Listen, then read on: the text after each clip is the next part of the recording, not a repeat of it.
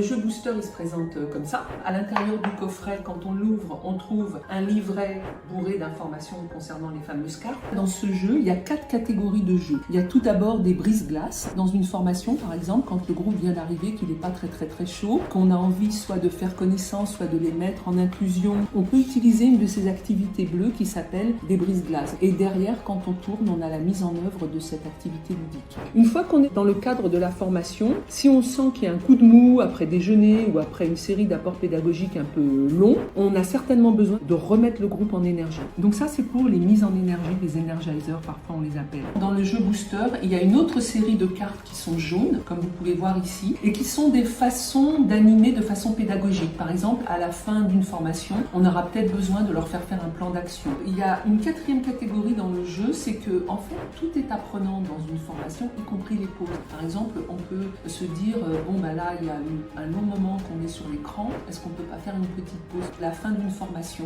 c'est important de voir tout ce qu'on peut faire. Dans les formations, on appelle ça une ouverture, une clôture, c'est-à-dire qu'on aime bien voir qu'est-ce qui peut se passer à partir de maintenant.